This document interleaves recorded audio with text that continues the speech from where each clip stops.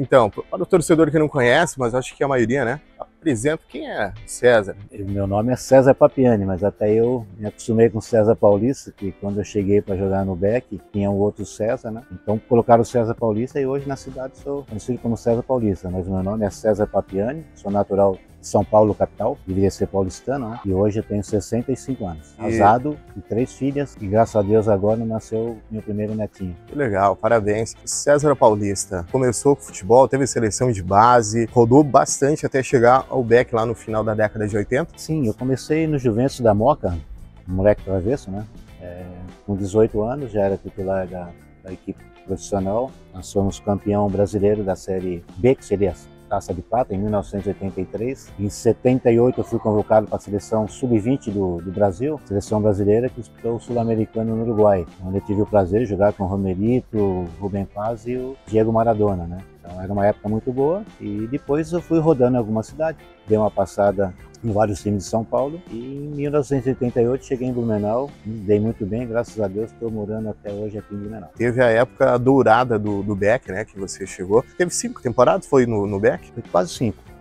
Quando eu cheguei em 88, mas ele já tinha em 87 sido campeão da segunda divisão e tinha subido, né? Tinha o acesso. Então eu vim para jogar o primeiro ano já no estadual, com o time que tinha sido campeão o ano retrasado, o ano passado em 87. E logo em 88 fizemos uma grande equipe, foi talvez um dos melhores times do BEC de todos os tempos, como vice-campeão, né? Quase atingimos o objetivo, apesar que o objetivo não era ser campeão aquele ano, que a diretoria tinha um planejamento para ser campeão em 4 anos, mas o time foi tão bem rapidinho que quase que a gente é campeão naquele ano. E já no ano seguinte disputamos a Copa do Brasil, que foi a grande sensação da época. Em 88, qual que era o diferencial daquele time? Você que chegou de grande experiência em outros estados, enfim, o que você pode destacar daquele time que diferenciou tanto? Era uma diretoria muito séria e competente. Foi, para quem não conheceu o BEC antigamente, foi o time que eu mais organizado que eu joguei de todos os times que eu passei, junto com o Juventus, uma organização espetacular. E eles tinham feito uma equipe só com jogadores de Santa Catarina. Eles escolheram o melhor jogador, goleiro, lateral direito, e faltou um meia. E por incrível que pareça, o único jogador de fora do estado que jogou em 88 fui eu. O restante foi todos contratados aqui em Santa Catarina. E foi até engraçado, porque quando eu cheguei em 88, naquela época, não tinha celular, você não tinha mídia nenhuma, e ninguém conhecia tanto, né? Quem é esse cara e tal. E até o diretor que me trouxe contou uma história que quando foi o primeiro treino com bola, ele ficou preocupado porque ninguém conhecia. Daí, ele, em 5 minutos, ele falou que me viu treinando, ele se levantou e falou: ó, contratamos o melhor jogador do estado. E graças a Deus deu certo. Naquele ano nós fizemos uma grande campanha e dali em diante foi só alegria, principalmente para mim. E as características do meio-campista, César, como é que é? O que eu acho que falta na seleção é um meia. E eu era um meia de ligação, eu não era tanto na marcação, mas eu era mais um meia atacante. Então eu era o armador, eu era o jogador que mais pegava na bola. Eu que fazia as funções de lançar, tocar a bola, fazer as assistências. Então eu era um grande meia armador. Naquela época, jogava eu aqui, jogava o Nardella, para quem conheceu o Nardella, um dos melhores jogadores que também passou no estado. Então a minha função, o meu estilo, desde que eu cheguei, era um meia armador. Talvez um ganso não, né? Hoje que é difícil você achar. Então, a minha função realmente era a armação da equipe. Os pilares de 88, enfim, um campeonato que foi um vice, mas marcou, né, a história do BEC, serviu muito também para o ano seguinte, 89, também ficar na história do BEC, né, com os confrontos contra o Flamengo, segunda fase da Copa do Brasil. Então, o pilar de 88 serviu para também seguir em 89. Sim, é por isso que eu falo, acho que o time, você depende de uma organização.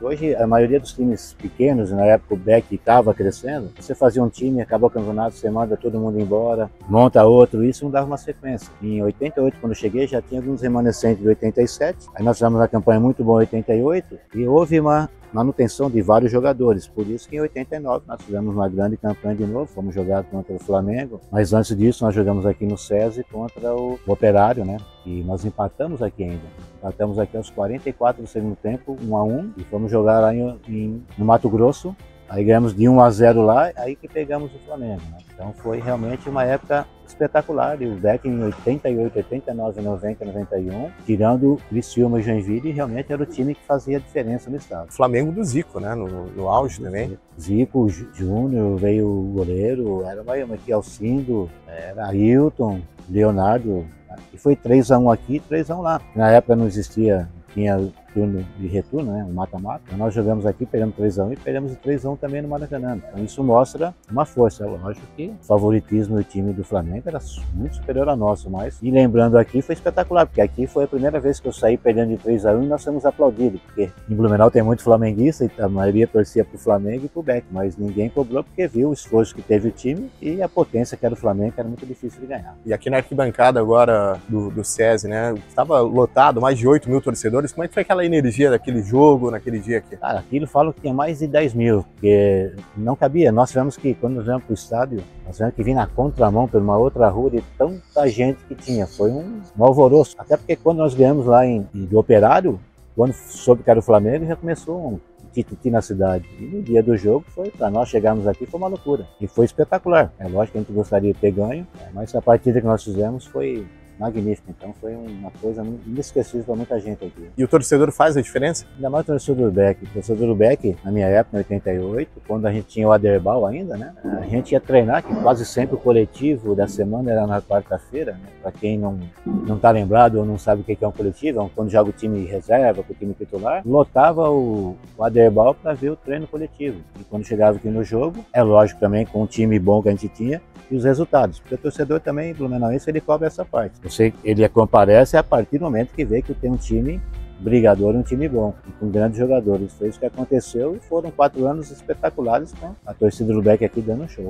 E qual a lembrança da torcida do Beck que o César Paulista tem? Cara, tem várias, mas, por exemplo, quando nós fomos jogar lá contra o Avaí, naquele jogo que nós perdemos 2-1, que era o jogo decisivo, que foi de torcedor lá para Blumenau, foi impressionante. E no primeiro turno aqui contra o Avaí, eu não pude jogar, eu estava expulso, eu quase não conseguia achar lugar como jogador ainda para assistir o jogo. Tive que assistir lá atrás do gol, porque não cabia tanta gente. Então a torcida do Beck, ela é muito apaixonada, ela é uma torcida fiel. E quando, como eu falei, quando você tem um time, tem uma organização, eles vêm que vem. Então a gente espera que esse ano já aconteça isso, né? Por mais que seja uma Série B, em 87 também foi Série B, a torcida compareceu e ajudou também. Então esperamos que aconteça esse ano e quem sabe o Beck volta a ter aquelas glórias que teve nos finais dos anos 80.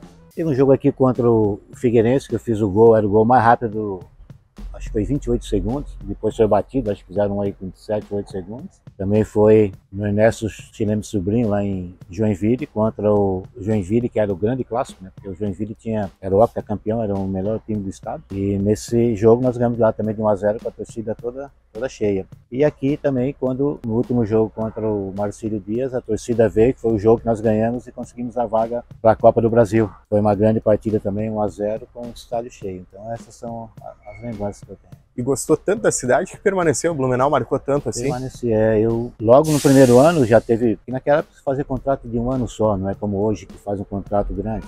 Então tinha um contrato de 1 ano só e logo no primeiro ano nós arrebentamos no campeonato e tinha várias propostas, mas o Beck não me vendeu e eu também não fiz questão de sair, né? Foi aí que eu comecei a ser conhecido na cidade e até hoje, né? Eu já parei de jogar há mais de 30 anos e vou no mercado, vou no clube, passo na cidade e o pessoal me reconhece. Então, para mim, é uma satisfação muito grande. E, sem dúvida alguma, foi um dos motivos de ter escolhido Blumenau para ser minha terra. Também ganhei o título de cidadão blumenauense da Câmara de Vereadores aqui. Então, daqui a pouco eu vou mudar o meu nome para César Blumenauense. É um belo nome aí com uma história linda dentro do futebol da cidade. Você também viu de perto as fases boas, mas também as fases pesadas do Beck, né? As fases onde as coisas não andaram tão bem dentro do campo e fora do campo. Como você vê toda essa transformação do Beck, enfim, o que está acontecendo com o tempo, né?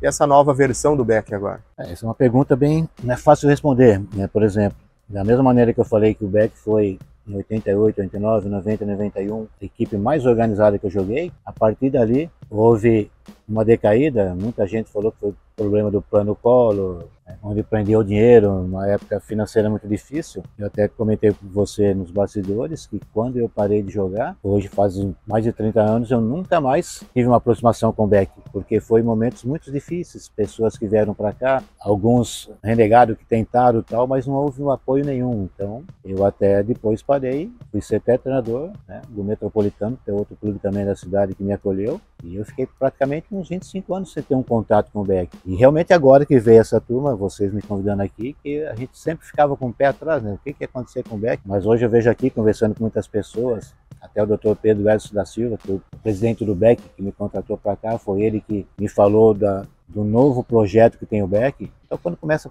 pessoas do bem falar, pessoas que você conhece, você começa a acreditar. Então, foi por isso que eu aceitei fazer o lançamento da camisa nova do BEC, porque o BEC passou por uns momentos muito difíceis. Aí derrubaram o Aderbal, ele estava acabando praticamente com as histórias, você não tinha onde colocar o material, não tinha mais os troféus, estava tudo realmente largado.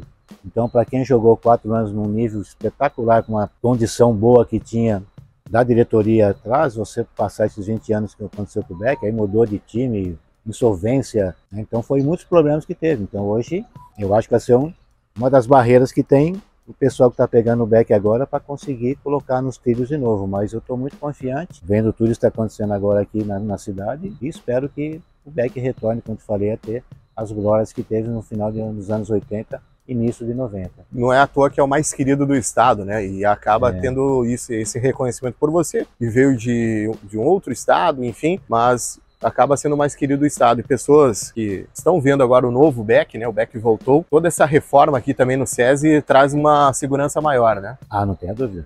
Até eu, quando cheguei aqui, já fiquei meio espantado com todo o movimento que está tendo, né? Então eu acho que quando tiver isso pronto, acho que em junho, dia 1º de junho, começar o campeonato, eu acho que aí a torcida vai ver que ela é, como eu falei, ela é apaixonante, mas gosta de ver uma coisa organizada e um time bom. Tá cansado de apanhar, cansado de tomar porrada, de ver coisas que não eram bem feitas. Então hoje, eu acho que está chegando o momento, e eu estou muito confiante e espero realmente que dê aquele up, né? E que volte a ser aquele BEC, como eu te falei, que foi o BEC que era reconhecido não só, né, aqui até estadual, porque nós brasileiros, nós estamos Série C, módulo amarelo, jogamos em Curitiba, jogamos em Guarani, então era uma estrutura espetacular e quem sabe está voltando aquele nosso BEC. E o torcedor é importante também hoje no futebol moderno que seja sócio, que apoie também, né? E o BEC também está com planos acessíveis. Isso é uma coisa fundamental, né? Se você olhar para todas as equipes que estão crescendo hoje, ela depende muito do quadro associativo. E você pode ter certeza, quando começar, né, ver toda essa estrutura, toda a movimentação que está tendo, vai vir um monte de sócios, vai associar-se novamente, e acho que nós temos uma grande chance do BEC se fortalecer muito bem. O futebol nos anos 80, 90, era um futebol mais da qualidade técnica e não tanto da força. Hoje já se empenha mais a força física, a velocidade, do que a parte técnica. Mudou muito o futebol? Mudou bastante, mudou demais até. Eu lembro agora, nós conversando aqui sobre os tamanhos do campo e tudo, até na nossa época, às vezes você jogar em campo tinha 110 por 75, né? Que era o Serra Dourada, Mineirão. Então hoje mudou um pouco o campo, ele deu uma diminuída e, por incrível que pareça, diminuiu o campo e aumentou a correria. Na minha época eu corria 8,5 km, no máximo 9, hoje já se fala em 14, né? Então é uma coisa gigantesca. E as modificações táticas que mudaram muito, né? Hoje o treinador, na minha época você tinha um treinador, preparador físico e um treinador de goleiro.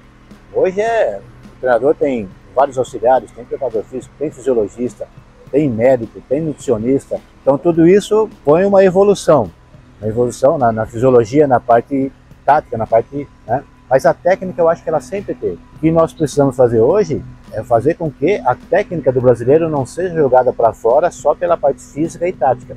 Eu acho que tem que ser aproveitado. Como eu disse, você perguntou qual que era o meu sistema de jogo, eu era um armador. Então você não adianta ter 4 jogadores como Vinícius Júnior, Rafinha, Estevam e tal, e você não tem um meia que lança. Então eu acho que tem que saber fazer. E o Brasil ele é um pouco diferente, nós temos que parar um pouco de europeizar o futebol brasileiro. Nós temos que pegar lá da Europa toda a estrutura, toda a evolução que eles têm e fazer com que os nossos jogadores joguem de uma maneira tática, mas com aquela vontade, aquela malemolência que tem o jogador brasileiro. E o torcedor do BEC que nos acompanha agora tem você como referência, ídolo.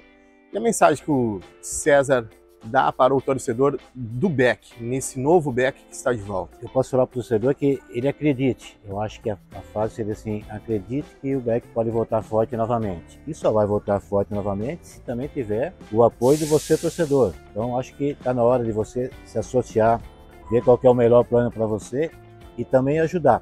Todo mundo pedia para voltar no estádio, todo mundo pedia para o BEC voltar forte, então ele está voltando agora, então também é o momento do torcedor comparecer e mostrar que é aquele torcedor fanático e verdadeiro e o mais fiel de Santa Catarina. Boa, César. Parabéns aí pela entrevista, muito obrigado.